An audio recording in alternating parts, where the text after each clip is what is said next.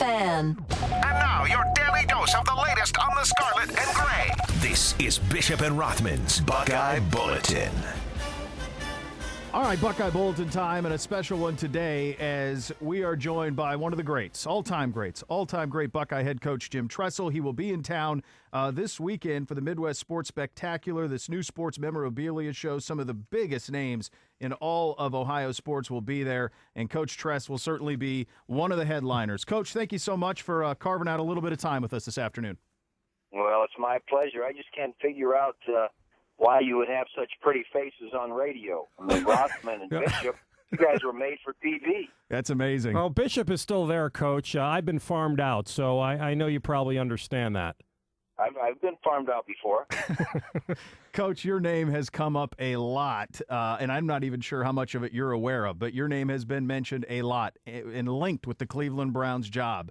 We got a lot to get to with you, but let's just start there. Would you have interest in coaching in the National Football League, and have you been contacted by the Cleveland Browns? You know, I really did enjoy that year I spent in Indianapolis. Jim Caldwell was a special person to work with. He had a great staff. And I had never really experienced NFL from the inside. I always looked at it, being from the college sector, that it was different, and maybe you couldn't have the impact on the young people like you could in college and whatnot. And really, I learned that, good coaches like Jim Caldwell and a lot of the good folks in the league not only win games and draw X's and O's, but they really do a good job in helping people in the early part of their lives. And so I enjoyed it. I have not had discussions with Cleveland. It doesn't mean that I don't have any interest in the NFL or anything. I don't want to paint that picture. But at this point in time, I have not. Would you make a good head coach at the pro level? What would be the challenges for you? What would be, I guess, what would tell you that you would be prepared for that and be able to succeed, and what maybe concerns you as the biggest challenge? I think in anything you do, you better have the right people with you to give you a chance to succeed. For instance, in these last couple of weeks, a lot of people have been very kind with their comments about Coach D'Antonio, worked with you guys, and, you guys must have schooled him well and impacted him and whatnot. And I kind of look at it differently. Mark D'Antonio brought something to our staff that my expertise certainly wasn't defense. I knew that if we were going to be successful, we better have great defensive coaches, and we had those in Mark D'Antonio and Jim Haycock and Luke Fickell and Taver Johnson and Paul Haynes and Mel Tucker. And so if you're going to be successful, you better have successful people with you, because you don't know necessarily how to do everything. And in order to be a head coach in the NFL, I think the key would be, can you get the right kind of staff around you? And obviously I feel like I'm a pretty good judge of coaches. Well, there's no doubting that. Former legendary Buckeye coach Jim Tressel joining us. Coach, I know you really enjoy your job at Akron. I've heard everything you've said about it. I know you love reaching the young people, and it's something that you've really thrived on in the past when you were here at Ohio State as well. Is there some part of the National Football League that would present such a different challenge, in that while there are young people, you're also dealing with grown men a lot, and men in their late 20s, early 30s? And how would you adapt your message at the way that you coach at Ohio State to the way that you would coach in the National Football League? The NFL in this day and age has become a little bit more college-like, in that, the player careers aren't that long. You're seeing 2 and 3 and 4 year careers, which is the types of things we had in the college scene. Very few players on your team end up playing their 10 years. And so I found that in working in college, it was simply, how well could you develop relationships, and knowing you were going to have them for such a short time, and how could you make sure that they knew that you were there for them to thrive during that short time. I don't think it would be any different in the NFL. Those young people are trying to thrive for that short moment in their life, finding out the ways that you can help them accomplish their goals on the football field, in their checkbooks, in their personal lives, and all the rest. So I don't know that I would change anything I do. The way we began every relationship was we wanted to make sure our young people knew we cared about them, and their successes were paramount to us. And if we could collectively do that, we would have great team successes. Former Ohio State head coach Jim Tressel with us here on Bishop and Rothman. Let me ask you this. Are you at a position in your life right now where the blood is still boiling to coach again, or do you just kind of sit back and say, well, if I'm contacted, I'll look at things, or are you at the point now at this maybe a Browns opportunity that might exist? Would you be willing to be proactive and reach out to them? Where do you stand on all that? It's kind of interesting. I've always been a believer that, wherever it is you are, you better be in that moment. And, I work night and day here at the University of Akron, and we've got a lot of exciting things going on. And Ellen tells me I work more hours now than I used to at Ohio State. I don't know if that's possible, but so I'm deeply entrenched in this moment.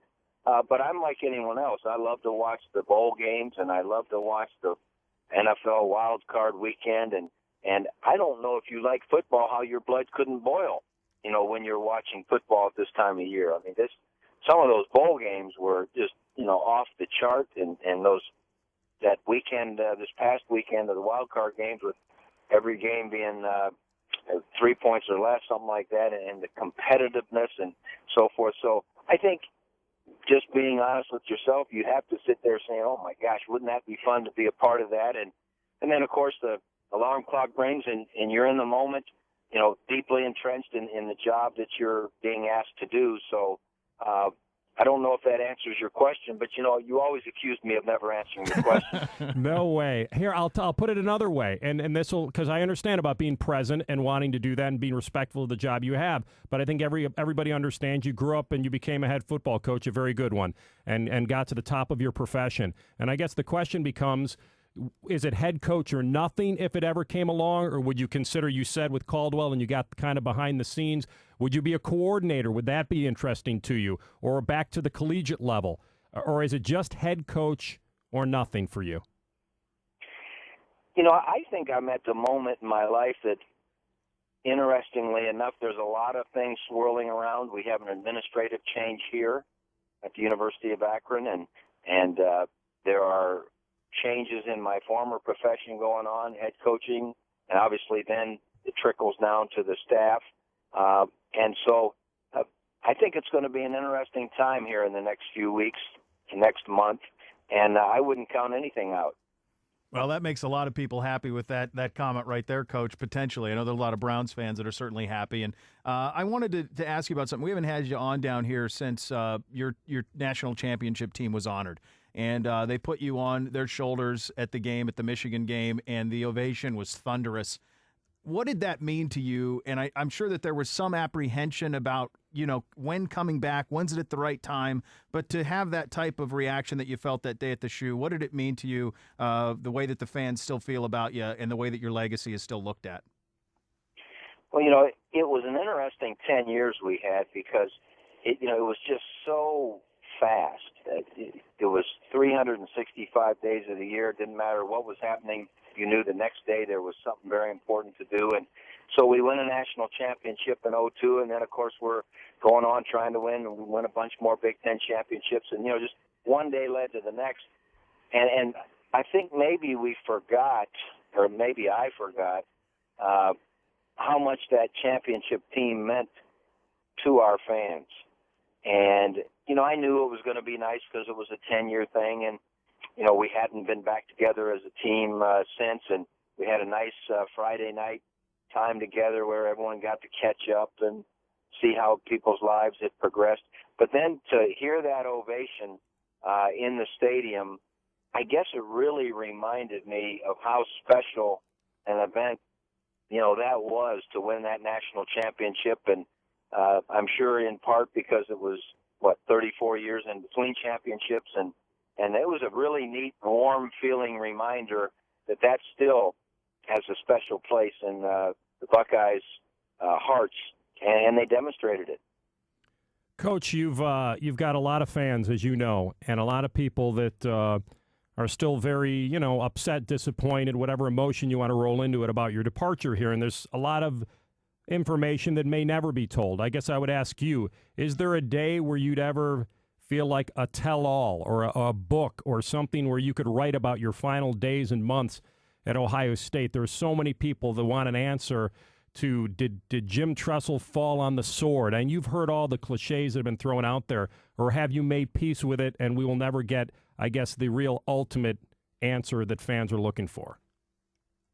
Oh, I think like anything else, things are so complex, so complicated that it's really very hard to have a quote real answer. And I am at peace that what was most important to me was that the university be able to move on, that my kids that were in the program be able to move on, my coaches, be able to move on, and everyone's in a good place. I mean, we've got 24 of the last 26 games we won. We've got things rocking and rolling in the program at the university. All of my former coaches are doing well. My former players are doing well. I still, keep in contact with them because, I was in their living room recruiting them. And so I think everyone's in a good place, and I feel good about that. Coach, you just made a lot of people's day by continuing to refer to it as we. I guess you'll always be a Buckeye. And I know you got to go, but we want to also mention that you'll be in town this weekend at the Midwest Sports Spectacular. That's January 11th and 12th. Coach, when are you going to be available for some signing? I'm going to be over there on Sunday afternoon. Okay. And I think, don't hold me to this, but I think right around the same time that Troy's going to be there, because they kind of lured me with, hey, you want to spend a couple hours with Troy. And I drove 6 hours this fall to go up and see Troy's playoff game up in Hamilton, Ontario, and the Tiger Cats and the Alouettes squared off in the playoffs. And I know it's been cold the last few days in Ohio. That might have been the coldest football game I've ever been through. That wind was blowing, and I was so proud of the way he played, and so I haven't seen him since that day, so I'm hoping that I'm going to be there, at the same time Troy is. Well, that would be great. Yeah. Good stuff. We'll see you then, Coach. I really appreciate your time. I promise you my pleasure. I'd get you into that meeting by 2 p.m., and if I know you're a punctual guy, so. I know. I got 4 minutes. Thanks, Coach. Appreciate it. All right. See ya. Thanks, Jim. Take care.